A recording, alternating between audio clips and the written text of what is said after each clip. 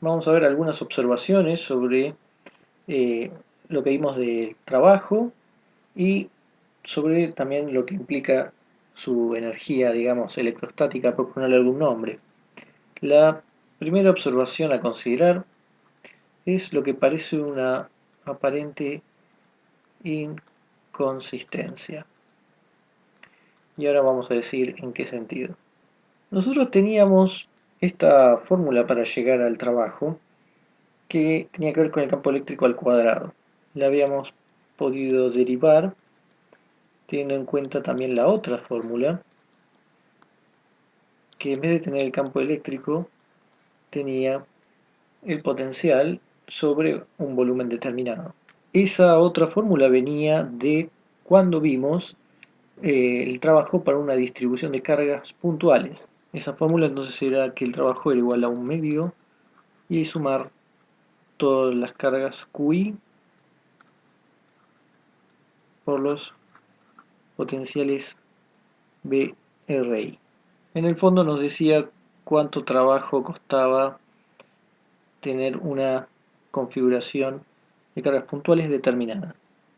Podemos considerar esto o la integral, es lo mismo, pero la observación que hay que hacer, primero que acá tenemos algo al cuadrado, una integral, epsilon 0 sobre 2 también, todo esto es positivo, o sea que todo es positivo, en principio pongamos mayor o igual a 0, pero es positivo, y de este lado no necesariamente tiene que ser positivo, puede ser negativo también. Por ejemplo, si tenemos la energía de dos cargas que estén a una distancia r, pero que tengan la misma carga pero opuestas. Uno tiene más y el otro menos. Bueno, ahí lo que vamos a tener es que el resultado que nos va a dar va a ser negativo, va a ser menos 1 sobre 4pi epsilon 0 q cuadrado sobre r. El r acá, el r de separación, ya que la fórmula es el potencial debido a la otra multiplicado por la carga contraria. Ahí es donde vamos a tener el menos y luego es la fórmula para el potencial, mostrando que entonces esto puede ser negativo. Tenemos una aparente inconsistencia y nos llevó a preguntar cuál está bien o cuál está mal. La respuesta es que las dos ecuaciones están bien, pero corresponden a situaciones distintas. Para la ecuación de cargas puntuales, lo que suponíamos no era que íbamos llevando una carga una a una, sino que esto es lo que costaba, digamos, llevar a una configuración. Si teníamos, por ejemplo, algo así, bueno, esto, sumando todas las contribuciones de cada carga, era lo que costaba llevar a todas a esta configuración y no una a una, como también habíamos visto. Todo así de una, este era el trabajo. ¿Qué ocurre si vemos eso desde la perspectiva de la fórmula de esta integral? Bueno, el trabajo sería igual a epsilon 0 sobre 2 y luego tendríamos un 4pi epsilon 0 al cuadrado que saldría fuera del e al cuadrado y la integral del q cuadrado y acá ya no tendríamos r, tendríamos r al cuadrado, vamos a ponerlo con la variable r al cuadrado por este cuadrado, ¿no? El campo eléctrico ya tiene acá un cuadrado y con el cuadrado de afuera tenemos un cuarto y luego bueno vendrán los diferenciales, pero lo importante de todo esto es que si uno hace esta cuenta, esto va a ser igual a la integral haciendo cancelaciones y haciendo la integral de tita de phi. Va a ser igual a q cuadrado sobre 8pi epsilon 0, integral 0 infinito de 1 sobre r cuadrado de r, y el problema de esto es que esta integral da infinito. Por lo tanto, para cargas puntuales, esta es la ecuación que debemos utilizar.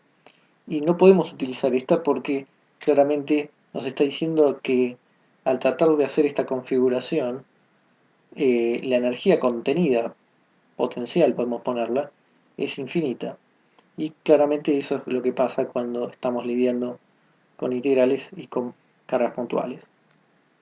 Es como si estuviéramos diciendo que en esta integral que hay un e cuadrado, pero en la anterior teníamos la integral del volumen de rho b por d tau, y esta es pasar a distribución continua a esta, y de esta deducíamos esta.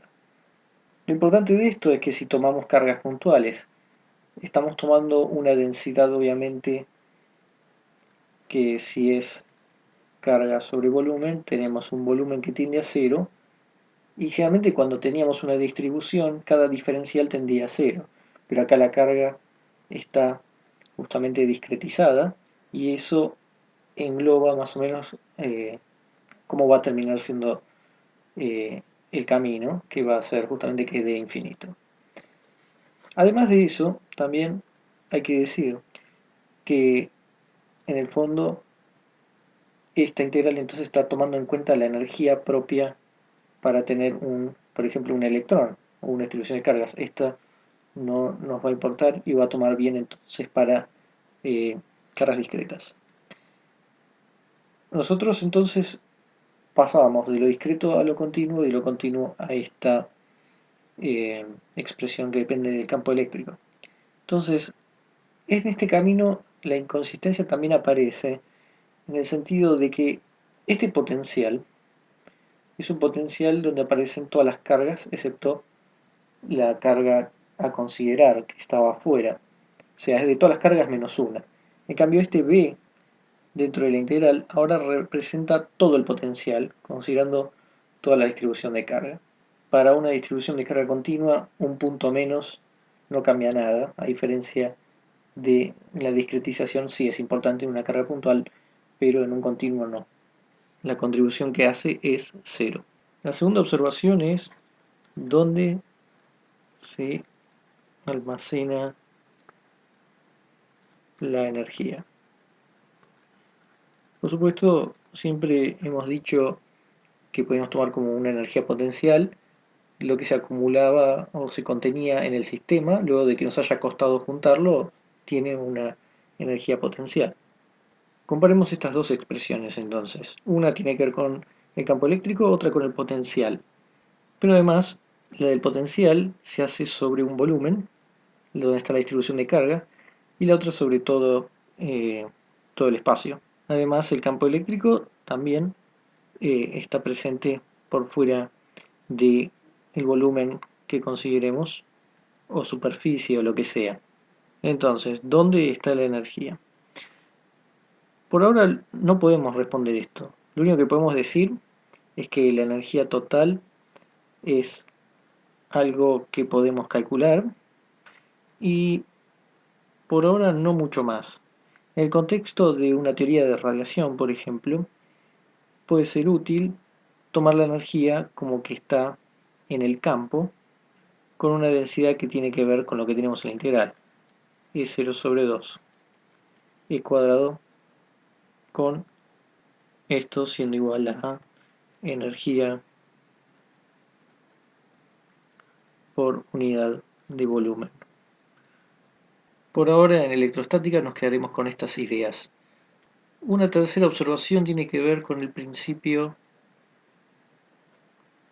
de superposición aplicado a esto que hemos visto.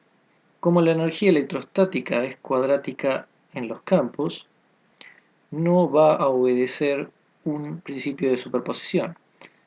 La energía de un sistema no va a ser la suma de las energías de cada una de sus partes, consideradas separadamente.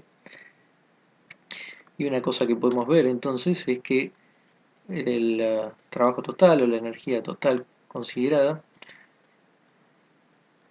que la fórmula general que tenemos es esta, e cuadrado de tau. Bueno, pero si pensamos que se puede eh, separar en dos, por ejemplo, E1 más E2 al cuadrado de tau, luego tendríamos que esto es igual a la integral de E1 cuadrado, así en el vector E1 cuadrado más E2 cuadrado, más 2 E1 escalar E2 de tau. Y esto va a ser igual a la integral de 0 sobre 2 de E1 cuadrado, que vendría a ser el W, vamos a catalogarlo como W1, y lo mismo para el E2, es 0 sobre 2, como W2, más un término que va a ser epsilon 0, cancelamos este 2 con este 2, y queda la integral de E1 escalar E2 de tau. Este término, entonces podemos ver que no necesariamente se va a cumplir el principio de superposición, nos queda esto, y no es la suma de los trabajos o de las energías por separado. Por ejemplo, va a ocurrir que si uno pone el doble de carga en cualquier lado, uno va a tener el cuádruple de la energía total. Esto, por supuesto, por cómo está eh, acá manifestado el E cuadrado. Entonces, la aparición de estos términos cruzados, vamos a decirlo de esa forma, hacen que no valga el principio de superposición, como si valían para el potencial o para el campo eléctrico.